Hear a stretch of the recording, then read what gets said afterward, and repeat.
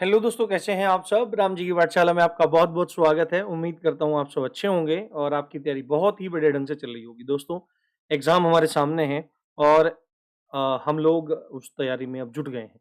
राम जी की पाठशाला आपको करंट अफ़ेयर तो दे ही रहा है, जल्दी आपको हिंदी और जीएस की भी क्लासेस प्रोवाइड कराने के लिए मैं लगा हुआ हूँ, कटिबद्ध हूँ, प्रतिबद्ध हूँ, क्योंकि इन सब चीज़ों के लिए समय चाहिए होता है, प्लानिंग चाहिए होती है। तो वो सब राम जी की पाठशाला आपके लिए कर रहा है। 2 दिन से मैं नहीं डाल पाया था वीडियो, उसका कारण ये था कि घर में एक परिवार का सदस्य है, वो डेंगू की स्थिति बनी हुई है और प्लेटलेट भी बहुत मतलब अभी डाउन है, क्रिटिकल स्टेज है। थोड़ी कुछ रिकवरी है, तो उधर थोड़ा समय मतलब हमारा लग गया। बाकी मैंने पीडीएफ जो है वो टेलीग्राम पे भी और आपके एप्लीकेशन पे भी दोनों जगह मैंने डाल दी है। कोई दिक्कत नहीं है। अब हम यहाँ पे अपने आज के कॉन्सेप्ट को शुरू करते हैं। आज के 10 क्वेश्चन शुरू करते हैं। कम से कम टाइम में मैक्सिमम चीज़ों को हम करने का प्रयास करते हैं। क्वेश्चन है हमारा, हाथ से बने हुए रायगढ़ शॉल कौन-सा है? हाथ से बना हुआ ये एक शॉल है जिसका ये इसका नाम है रायगढ़ शॉल, जिसे भौगोलिक टैग यानी कि जिसको जीआई टैग कहते हैं, वो प्राप्त हुआ है। यह किस जनजाति द्वारा तैयार किया जाता है? तो एक जनजाति है कौंध जनजाति, कौन-सी? कौंध जनजाति, और ये कौंध जनजाति के द्वारा रायगढ़ शॉल तैयार किया जाता है हाथ से। इसके बारे में और चीज़ें क्या हैं? अब देखो यहीं पे आपसे क्वेश्चन डायरेक्टली बन जाएगा कि भाई जो कौंध जनजाति है ये कौन से राज्य में पाई जाती है? तो आपको सीधे बोलना पड़ेगा कि भाई कौंध जनजाति आपके उड़ीसा में पाई जाती है, उड़ीसा में पाई जाती है। उनके हाथ से बुने हुए शॉल, जिन्हें कपड़ा गंडा के नाम से जाना जाता है, ने प्रतिष्ठित भौगोलिक संकेतक यानी कि जीआई टैग हासिल किया है। इसके अलावा कोरापुट जिले के कोरापुट काला जीरा चावल है ना, जिसे अक्सर चावल का राजकुमार कहा जाता है, उसे भी भौगोलिक टैग है ना, भौगोलिक संकेत जीआई टैग मिला है। तो 2 चीज़ें आपको याद रखनी है। आपको ये कोरापुट काला जीरा चावल, जिसका नाम चावल का राजकुमार है, और आपका क्या रायगढ़ शॉल, जो कौंध जनजाति, उड़ीसाई कौंध जनजाति द्वारा तैयार किया जाता है, इसको जीआई टैग मिला है। अगला क्वेश्चन है, अंतर्राष्ट्रीय साक्षरता दिवस 2023 सितंबर के किस दिन मनाया गया है? तो प्रतिवर्ष 8 सितंबर को, कब? प्रतिवर्ष 8 सितंबर को क्या मनाया जाता है दोस्तों?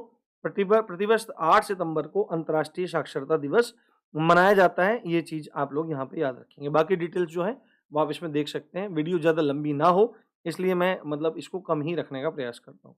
तीसरा है, ड्रोन फेडरेशन ऑफ इंडिया किस एजेंसी के सहयोग से भारत ड्रोन शक्ति 2023 की मेजबानी करेगा? तो ड्रोन फेडरेशन ऑफ इंडिया भारतीय वायुसेना यानी कि इंडियन एयरफोर्स की मदद से भारतीय ड्रोन शक्ति 2023 की मेजबानी कर रहा है। इसके बारे में कुछ चीज जान लेते हैं। भारतीय वायुसेना भारत ड्रोन शक्ति 2023 की सह मेजबानी के लिए ड्रोन फेडरेशन ऑफ इंडिया के सहयोग से काम कर रही है। 25 और 26 सितंबर 2023 को होने वाला यह आगामी कार्यक्रम हिंडन एयरबेस, गाजियाबाद में हिंडन एयरबेस है एयरफोर्स का, वहां पे होगा। और आईएएफ इंडियन एयरफोर्स अपने संचालन में ड्रोन प्रौद्योगिकी यानी ड्रोन टेक्नोलॉजी को एकीकृत करने में सबसे आगे रही है। ये बात आपको ध्यान रखनी है। अगला क्वेश्चन है, सितंबर 2023 में वन वीक वन लैब कार्यक्रम किस शोध संस्थान द्वारा आयोजित किया जाएगा?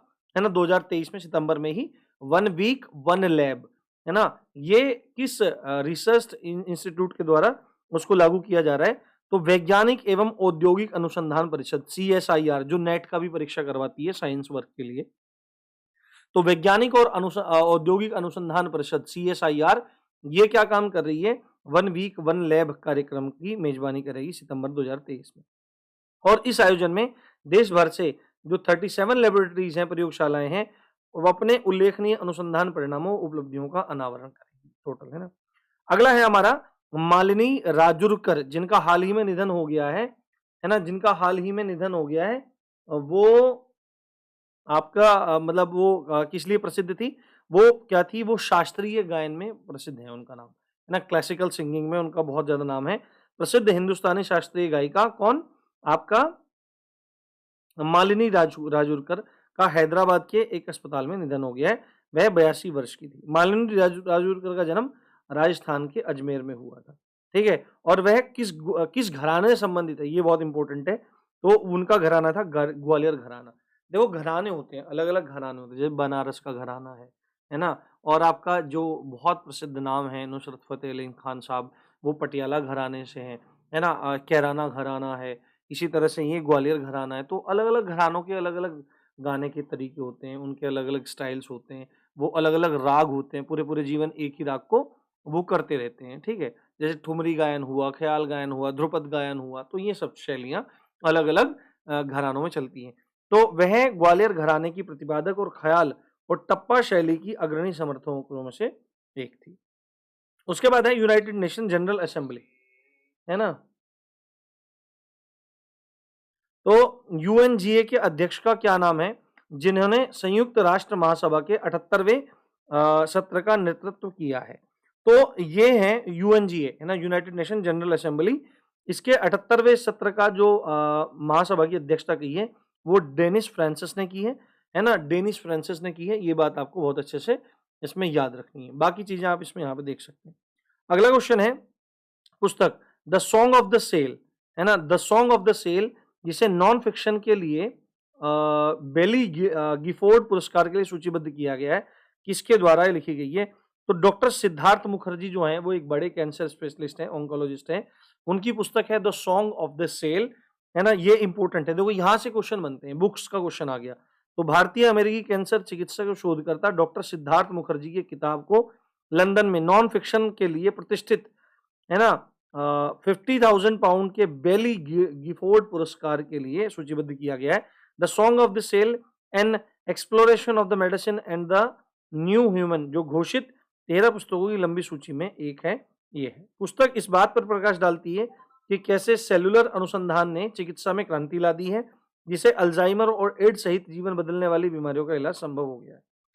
ठीक है, अगला है हमारा आठवां प्रश्न है, केंद्रीय गृह मंत्रालय ने मेडिकल शिक्षा में सरकारी स्कूल के छात्रों के लिए कितने प्रतिशत का आरक्षण दे दिया है?